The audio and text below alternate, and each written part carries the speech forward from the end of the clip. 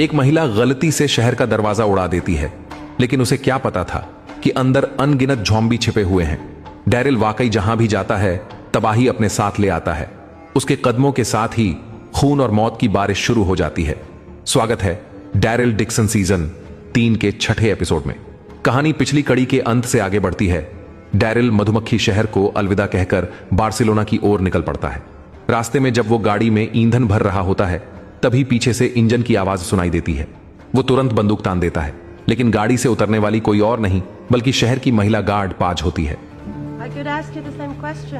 Daryl हल्की मुस्कान देता है। दोनों साथ साथ जल्दी ही बार्सिलोना की हद में पहुंच जाते हैं। पता चलता है कि पाज बचपन में यहां रही थी, इसलिए इलाके को अच्छी तरह जानती है। लेकिन किंग से टीना को छुड़ाने के लिए उन्हें किसी की मदद की जरूरत होगी। दोनों बाजार चौक से निकल जाते हैं, आसपास चीखते ज़ॉम्बी को पूरी तरह नजरअंदाज करते हुए। कुछ ही देर में वो एक पुराने मोहल्ले के गेट पर पहुंचते हैं। पाज बताती है कि उसकी एक बहुत अच्छी सहेली यहां ब्याही थी, लेकिन उसे देखे हुए 10 साल से ज्यादा हो गया है।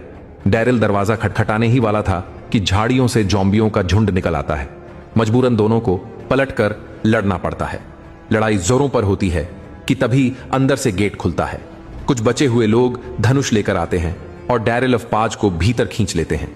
खतरा टलने के बाद पाज आखिरकार अपनी 10 साल से बिछड़ी सहेली से मिलती है। दोनों की आंखों में खुशी के आंसू हैं। बातचीत से पता चलता है कि इस समुदाय में पहले सिर्फ कुछ लोग थे, लेकिन अब यहां वे तमाम लड़कियां पनाह ले चुकी हैं जो बलिदान रीति से किसी तरह बच निकली थीं। डैरिल ने मौका पाते ही बात संभाली। उसने कहा कि वो लोग भी अलायंस किंग से बदला लेने ही आए हैं, लेकिन पाज की सहेली ने तुरंत मना कर दिया। बोली कि उनका छोटा सा समुदाय अलायंस आर्मी से सीधी लड़ाई नहीं लड़ सकता। इतने सालों से वो सब बस चुपचाप छिपकर जिंदा हैं। थोड़ी देर बाद सब एक बड़ी मेज के चारों ओर बैठे थे, जिस पर तरह तरह के खाने रखे थे। पाज की सहेली ने भारी मन से सबको बताया, ये सारी लड़कियां कभी राजा को बलिदान के रूप में चढ़ाई गई थीं। उन्हें किले में अमानवीय यातनाएं झेलनी पड़ी, और जो आज यहां जिंदा हैं वो असल में किसी चमत्कार से कम नहीं। डैरिल अब भी टीना को छुड़ाने के बारे में सोच रहा था। उसने पूछा, अगला बलिदान समारोह कब होगा?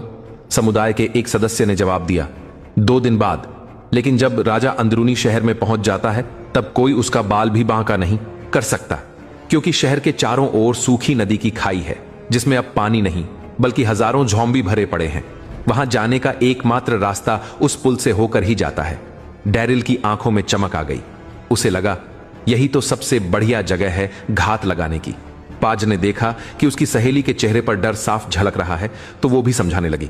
उसने कहा कि वो यहां सिर्फ टीना को नहीं बल्कि अपनी प्रेमिका एलेना को भी बचाने आई है, जो दोनों की साझा दोस्त थी। जब डैरिल ने वादा किया कि वो राजा को जरूर मारेगा, तब जाकर पाज की सहेली ने साथ देने के लिए हामी भर दी। रात गहरी थी, सब सो चुके थे।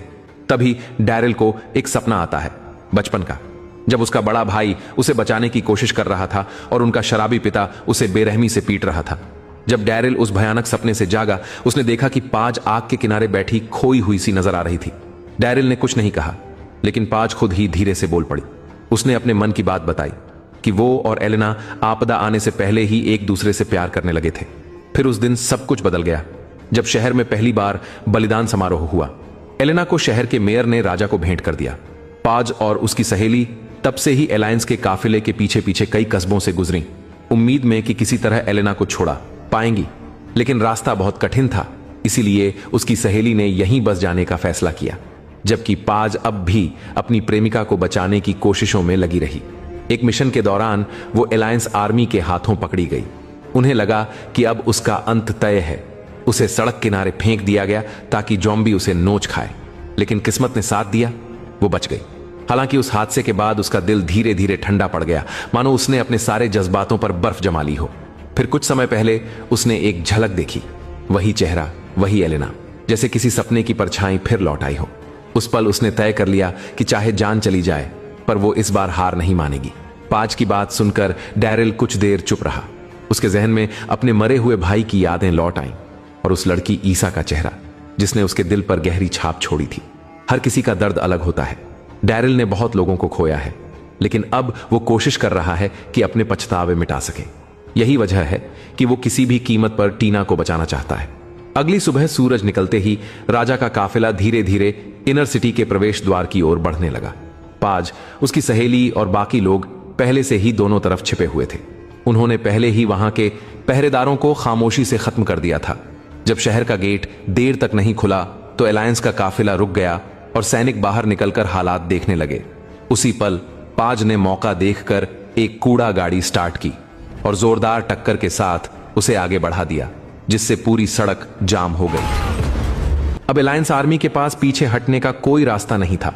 जैसे ही एक तेज गोली की आवाज गूंजी, दोनों ओर घात लगाए बैठे समुदाय के बचे हुए लोग एक साथ हमला बोल देते हैं। तीरों और गोलियों की बरसात होने लगती है। कुछ ही पलों में अलायंस गार्ड्स के कई सैनिक ढेर हो जाते हैं, लेकिन जल्द ही हालात पलटने लगते हैं क्योंकि अलायंस की हथियार शक्ति ज्यादा मजबूत थी। थोड़ी देर में उन्होंने मोर्चा संभाल लिया। राजा और रानी को तुरंत दूसरी गाड़ी में बिठाकर सुरक्षित स्थान की ओर भेजा गया। इसी अफरा तफरी में पाज और एलेना की नजरें टकराईं, बस एक पल के लिए, लेकिन उस एक नजर में दोनों ने सब कुछ कह दिया।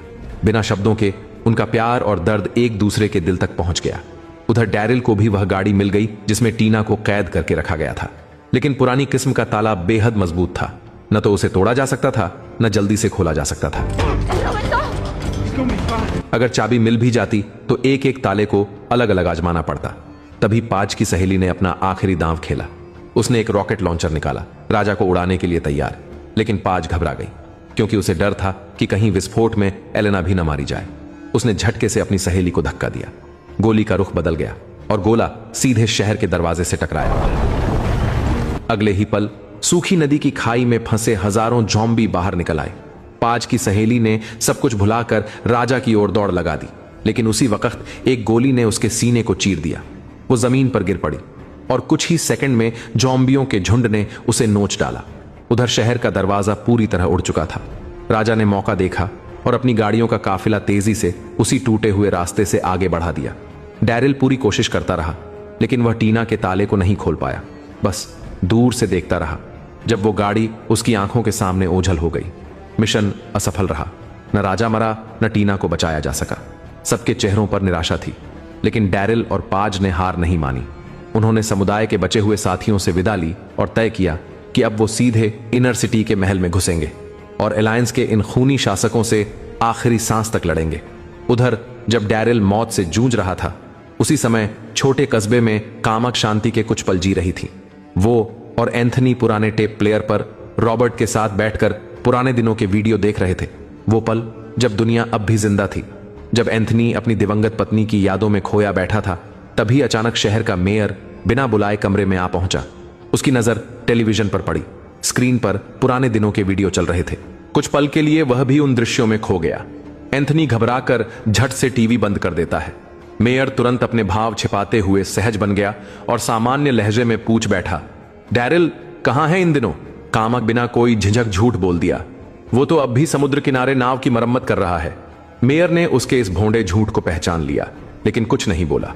वह अपने गार्ड्स के साथ सीधा शहर के मुख्य द्वार की ओर निकल गया। दरअसल वहां किसी ने राजा के 3 लापता गार्डों की लाशें खोजी थीं। मेयर ने तुरंत अंदाजा लगाया कि यह काम डैरिल का ही होगा। उसके मन में यह विश्वास और भी पक्का हो गया कि वही अलायंस को नष्ट करने वाला खतरनाक व्यक्ति है। घर लौटने पर मेयर की मां ने उसे टोका, हर वक्त काम के बारे में मत सोचो, अब वक्त आ गया है शादी करके एक परिवार बसाने का। मेयर ने अनमने ढंग से कुछ जवाब दिया, लेकिन जैसे ही उसकी मां कमरे से बाहर गई, उसने धीरे से अपनी मेज की दराज खोली। अंदर से एक पुरानी तस्वीर निकली। वो तस्वीर एंथनी की मृत पत्नी की थी।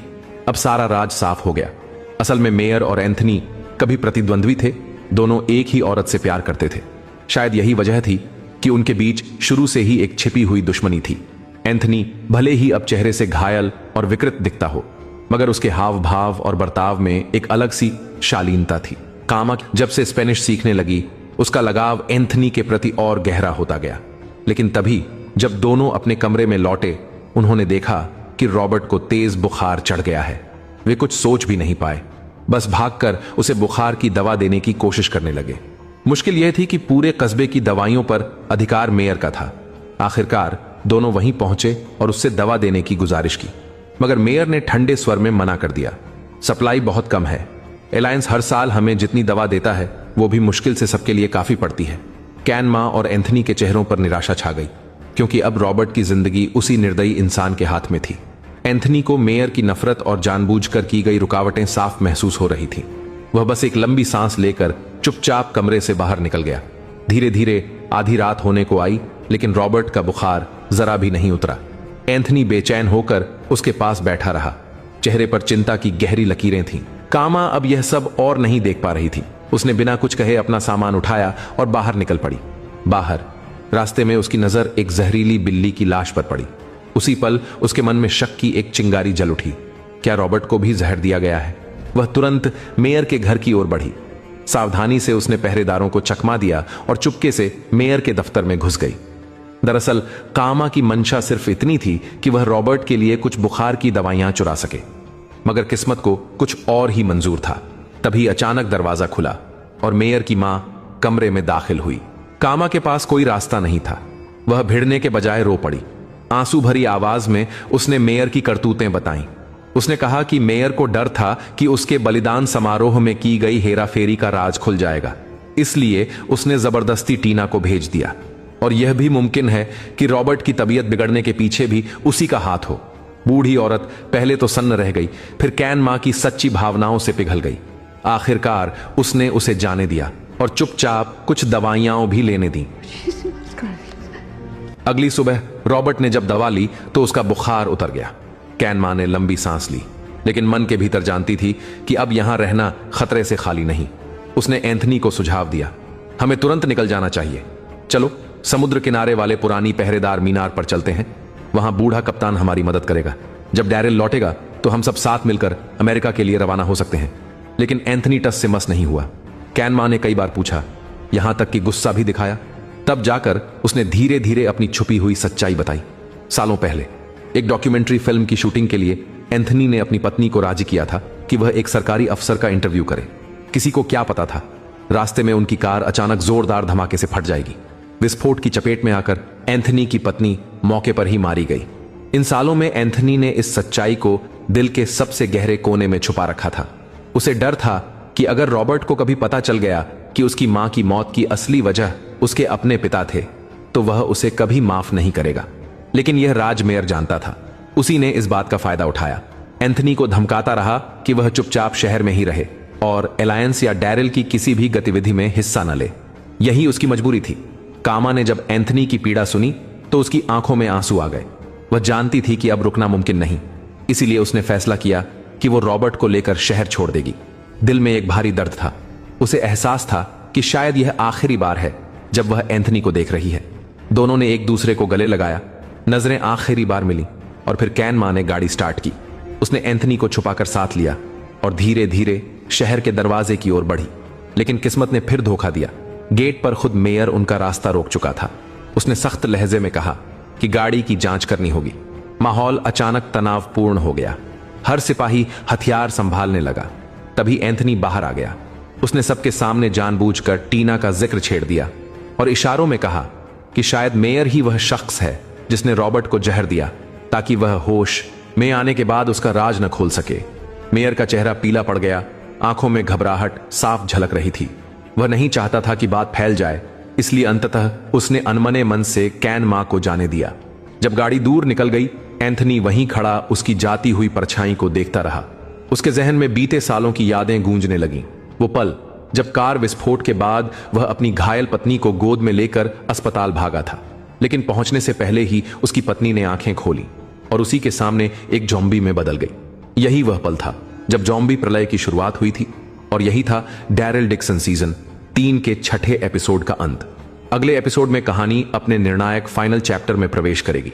डैरिल अब 5 के साथ मिलकर सीधे महल में घुसने वाला है। इस बार एंथनी और मेयर के बीच पूरी तरह दरार पड़ चुकी है। पुरानी और नई दुश्मनियां एक साथ मिल चुकी हैं और मेयर अब किसी भी सूरत में उसे छोड़ने वाला नहीं है। कामा भी बस खड़ी नहीं रहेगी। छोटे शहर में वह फिर से खून और आतंक का तूफान खड़ा करने वाली है। अगर आप जानना चाहते हैं कि अगली बार क्या होगा तो बने रहिए हमारे साथ। अगले एपिसोड में फिर मिलेंगे, तब तक के लिए अलविदा।